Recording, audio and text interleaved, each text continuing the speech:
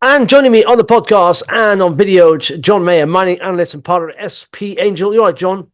Yes, good, thank you. I was sitting on my sofa with my laptop on my lap, which is appropriate, of course, watching CNBC, and I heard a voice. I'm just looking at my screen. I heard a voice. I thought, what's that familiar voice? Looked up, and your face was staring at me through my big screen TV, bigger Sorry than about normal, that. John. Yeah, that's good. That. So when did you record that then? That was Monday morning, first Oh, thing. okay. I don't know what you were talking about because I was too busy saying to my wife, "Oh, that's John." I speak to John, and I'm like, "That's John there on the TV." We were talking about the BHP's offer for Anglo American, Oh yeah, and look, we're not sure that BHP is going to end up buying Anglo, but what Anglo have been given a massive kick up the backside by this offer. It's in effect it's a hostile offer, although they're trying not to be too hostile about it. And Anglo are doing a lot of the things that BHP kind of want them to do. And Anglo, look, it looks like Anglo will now spin out Anglo Platinum because the investor, do investors really want to own PGMs? Do they want to own platinum and palladium these days? We're not sure. I mean, you want to own platinum if fuel cells are going to take off because fuel cells use a lot of platinum.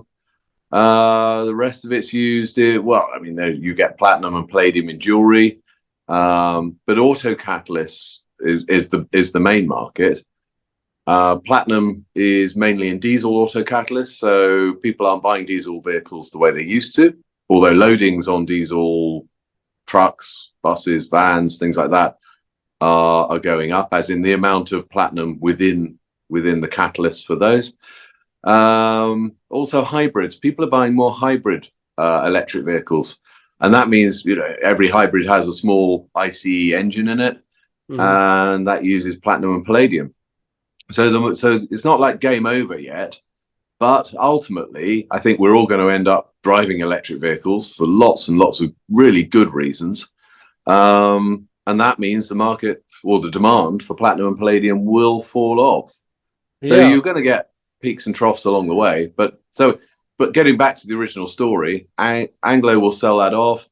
They want to keep the iron ore in South Africa, which BHP doesn't want because BHP don't want anything to do with South Africa, it's understandable why. The rest of the stuff, the copper, which is what they really want, I think Anglo is going to run with that. And I think they're just going to work harder to be a better business. Now, in the meantime, I think BHP can divert their attention to maybe buying First Quantum, Freeport-McMoRan, Filo.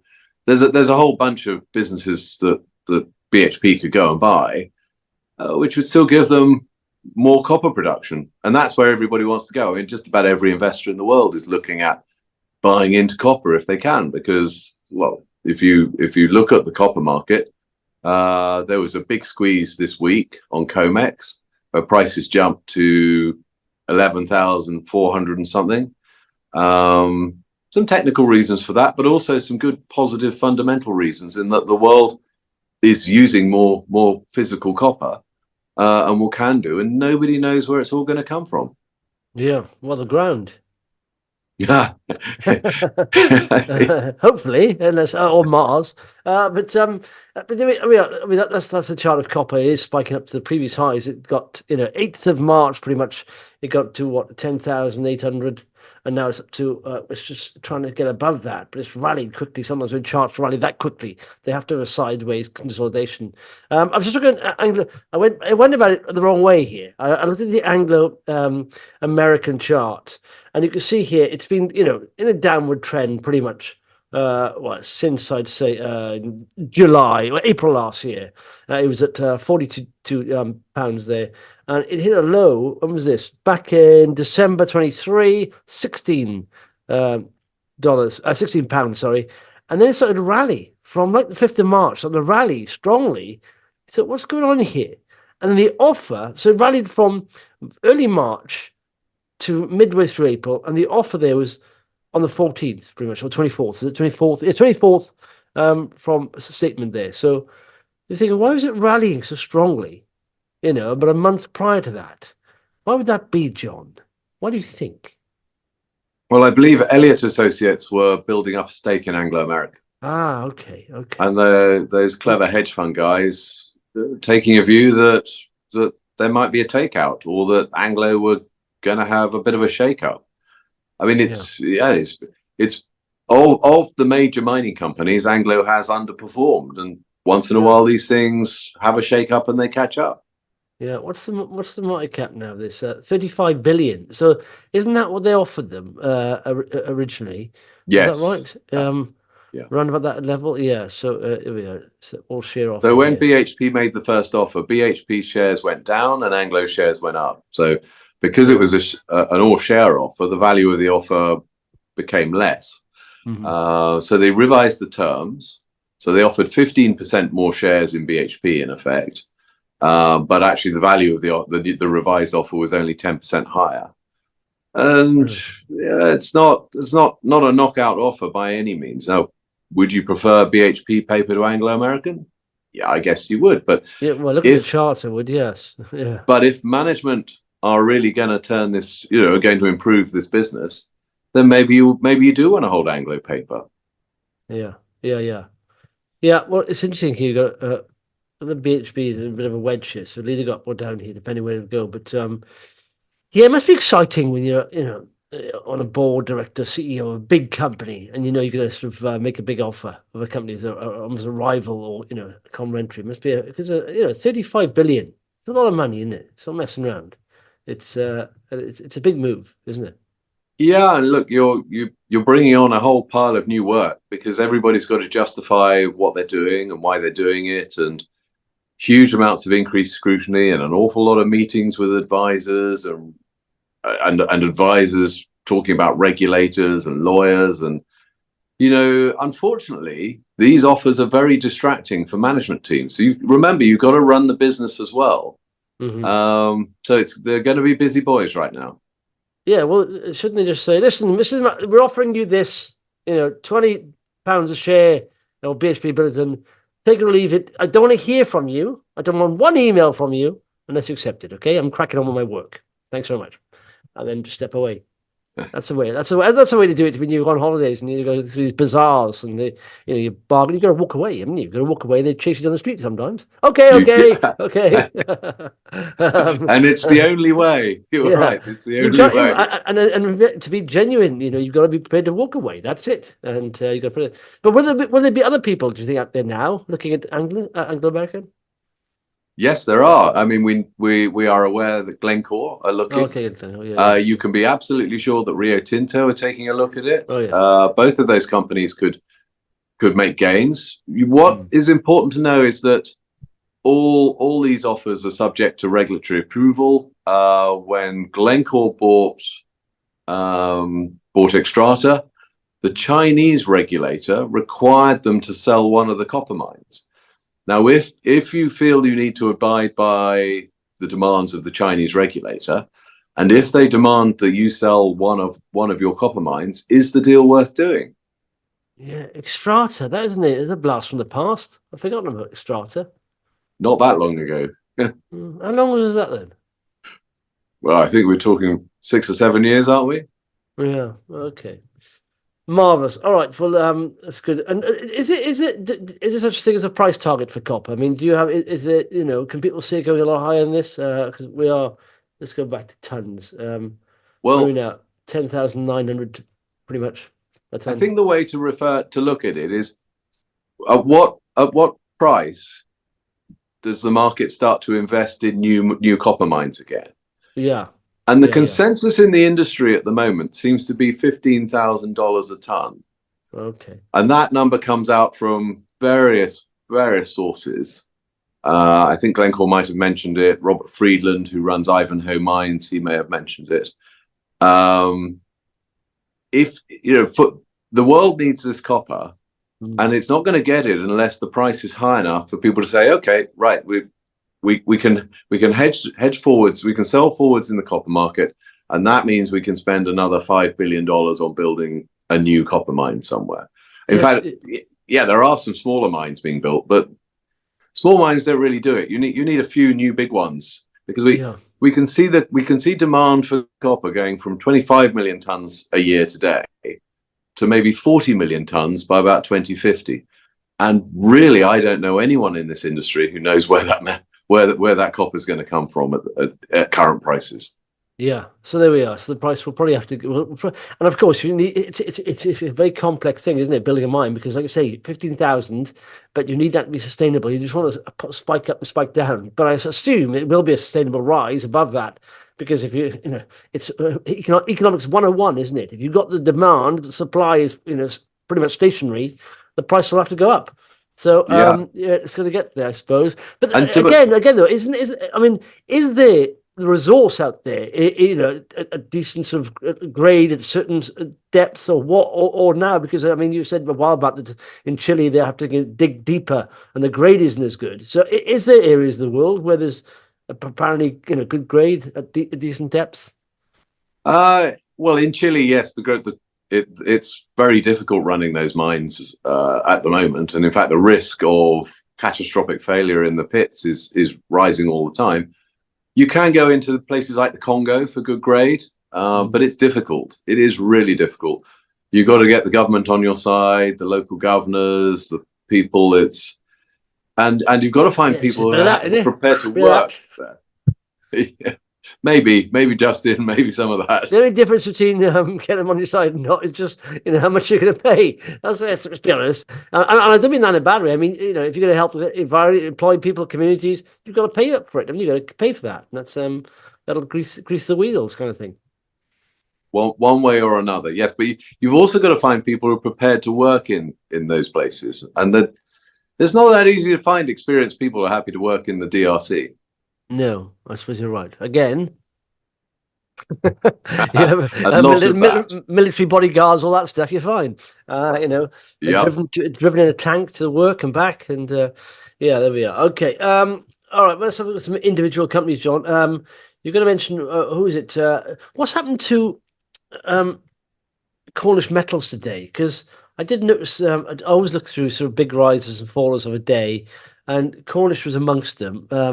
It literally, not hour, one day, day chart. There we are, and it's up like 20-odd% today. What's the news there? We're not really sure what's going on here. People in Canada have been selling the stock, and we don't know why they've been selling the stock. But we see you get to 2:30 in the afternoon, and there just seems to be a wave of selling coming out of Canada.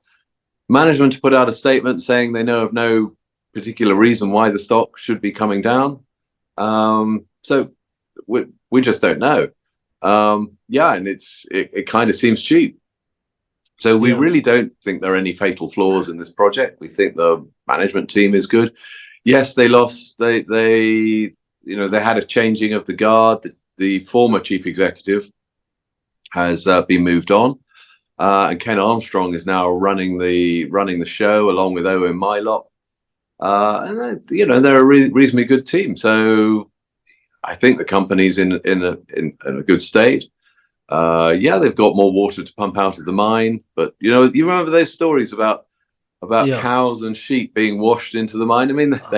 They were laughable. They simply weren't true. So I guess there's a seller out there who just wants to sell. Yeah, but is it significant holder? How much they hold? If they are they not notifying the market, or what's going on there? We haven't seen any notifications yet. There's a big shareholder of Cisco, could be them, but we don't know. Can I say, the CEO, whoever types out these RNSs, are they caps lock, stuck on their computer? Every title is in capitals. Cornish Metals response to share price. So they're shouting every title. Positive P results to South Crofty Tin Mine. Stop shouting. I'll suggest somebody gets a new keyboard. Yeah. Surely they've got enough money for a new keyboard. This, I can't help it. My caps lock is called on. Just get on with it. Okay. Sounds like I'm shouting everything. Look at it all the way down. Oh, in fact, no. There's one there where the caps locks. They managed to get it working there on 30th of October. Filing of updated MRE technical report. Then back the capitals. Oh, they're back on. Stuck back on again. I hit it too hard. It could be a sticky key. Yeah, I know. Okay. Aterian. What's happening there? What are they up to? Oh, they've been doing lots of the groundwork for preparing for drilling. So they're going to start drilling in the third quarter. They're working in connection with Rio Tinto, who are a joint venture partner. Rio Tinto are also have kind of a cooperative agreement with the government of Rwanda, so they're really on board when it comes to Rwanda. The projects are lithium and tantalum pegmatite pipes. So we like pegmatite pipes, good hard rock material for mining and processing. Rwanda's got quite a number of these because, in fact, there's usually tin in there as well. You've got tin, tantalum, and lithium sometimes. Not sure about the geology of all that, but we think they'll turn up a decent amount of lithium. We can't be sure until it's drilled. Yeah, I think it feels like a good business. It feels like something that will come right. Yeah. Okay. So Rio Tinto's operational field teams have collected 270 rock chip surface samples. Okay. Yeah, I've spoken to Charles a few times actually. Nice guy, isn't it? Okay. What else? There was a Sovereign Metals you're going to look at as well. Let me just get the list up here. Sovereign, is that on your list, John?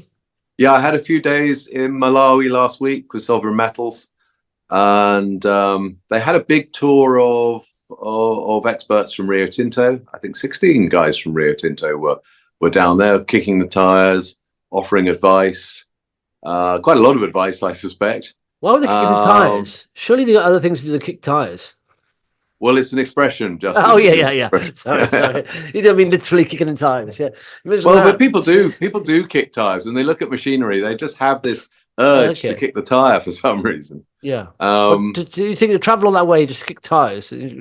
Yeah. Well, look, this is a world-class rutile deposit. So if you want to produce titanium pigment, titanium dioxide, or titanium metal, rutile is the best raw material to start off with. Forget the rest of it. I mean, you can start off with ilmenite, but then you've got to spend quite a lot of money to upgrade the ilmenite to rutile. So if you start off with rutile, you're already halfway there. This is the world's largest deposit. There are two other rutile deposits that I know of that are probably closing down. Kabwe in Kenya, for Base Resources, is being closed. Sierra Rutile, which is now owned by somebody else, also probably going to get closed, we think. And then there's Toliara in Madagascar, also owned by Base Resources. That has some rutile in it, but they don't have a mining permit yet, so that's not coming on stream for a few years. So Sovereign Metals, they are very, very lucky indeed. It's an enormous deposit, and having Rio Tinto in there as investors, because Rio's owned 15%, hugely valuable. But not just valuable because they're getting cash from Rio. They have a cash investment for Rio Tinto, but also they're getting tons of good advice. Yeah, and of course, someone like Rio Tinto, wouldn't we take a stake in that unless it's worth their while? They're not stupid, and they want a return. So they obviously, and that's based on the project, isn't it? So look, so that's a good thing. Yeah. Whether Rio Tinto are in there or not, this is a world-class deposit for the production of titanium or titanium dioxide. Yeah. Did you want to talk about Kavango? That's rallied nicely, isn't it? Yeah, that's not bad. So a couple of things going on here. They are drilling again in the Kalahari. So they announced that they were going to get going on that drill program. They also acquired a gold project in Zimbabwe, and they're looking at developing gold production from, just to start with, from gold tailings. So that's a nice low-cost way of getting gold production in relatively short order. And they're well backed, and as we see, there's quite a lot of confidence in the stock. Yeah, nice rally that. We can see that. I like the start of that, the chart of that, because you can see here it's previous support pretty much at 0.9, and it's trying to break above that a couple of times. And then I should mention I did buy some shares in Kavango. It must have been about a month ago. So I'm quite pleased to see that. Yeah, you mentioned that, John. I think that's part of the reason why it's rallied. A man of your experience and your stature and your aura on board. I wish that always happened. Yeah, exactly. Yeah, why doesn't the share price pay attention to my stature, my aura, and my experience? other times. But that's good. Yeah. So and it's broke out there. You can see they're nice. It's struggled for a long time to get above that level. Then it broke up, and now it's up. But it's let's look at that. RSI is a bit heavy there, so it may have to consolidate this. It seems now that's the bottom. We've broken out. It seems like we're into a new range back up. The downtrend has ended. The uptrend may have started there. Downtrend ended. Range uptrend. That's looking good. Cool. Any other stocks you want to talk about, John? Is there anything else? Sovereign, we've done them all, haven't we? So you've been at conferences. Quickly, give us a sounding from that. What's the thoughts like? Who have you been chatting to? Yeah, look, we were at the one-to-one conference in London, so it's all focused on mining. Slightly fewer people there than normal, but I would say we got to talk to family offices, specialist investment funds, and some of the big mining companies. I don't think there's a great shortage of cash around to buy into these stocks. Everybody's just thinking about where do they go. So I think there's a broader focus on critical materials and critical metals. Yes, everybody wants copper, and it's just a question of what can you buy. A lot of people they're looking closely for new discoveries. Now, the problem we've had is financing exploration, grassroots exploration. But I get the sense that there's more funding coming into that now. I mean, Kavango is an example of it, to be honest. That is grassroots exploration in Botswana. And, the reason I bought the shares is because I do think there's a really good chance they'll make a discovery. And also, I'm personally investing in a number of things where there is early stage grassroots exploration. I mean, you can't just invest in one company and rely on that making a discovery, because it doesn't work that way. You've got to buy a whole range of companies and hope that one of them has a successful hit. Yeah, and there's no alternative. We mentioned this before, but I mean, I don't think anything's changed in the last couple of weeks since I asked this. There's no alternative to copper, is there? Pretty much. Well, you can substitute copper, but it doesn't work very well, and it's so. For example, when copper prices rose in 2006, in China they were substituting copper for aluminium in air conditioners, but you don't really want to buy an air conditioner that's got aluminium tubing in it, because it doesn't work very well. And when it comes to grid networks, so for example, if you're about to plug in your electric vehicle at the petrol station, you don't want a cable that's made out of aluminium. It isn't going to work. It's just not going to work properly. Yeah. So the cable has to have a lot of copper in it. If you're connecting a wind farm in the North Sea to the UK grid, it needs to be a copper cable. Sure, it's got some steel wrapped around it to give it some strength, but you're quite happy to have a heavy cable that sinks into the seabed, and that has a lot of copper in it. Yeah. If you're doing overhead high tension power lines, yes, they are aluminium because copper's too heavy for it. But there is no other real. But but for EVs and, like you said, for conductivity and wires and like, there's no alternative it's fit for the purpose, really, isn't it? For housing, you can use PVC plastics for piping, but again, copper is better because copper has antimicrobial and antiviral properties. So I wouldn't want to, if I was having a house built, I wouldn't want it to have plastic piping all over it. I'd much rather it had proper copper. Yeah. And I'm quite sure your average plumber will agree with you on that. Yeah, I'm a proper copper, mate. Yeah. No, exactly. Okay, so it's a bit worrying then, isn't it? There's a bottleneck, for copper. I can't see, the initial shoot up in the price. I can't see this stopping here. It may have to go sideways, but it'll probably move up again. So there we are. Marvelous stuff. John, thanks for that, and we'll speak you next week. Thank you, Justin. See you then.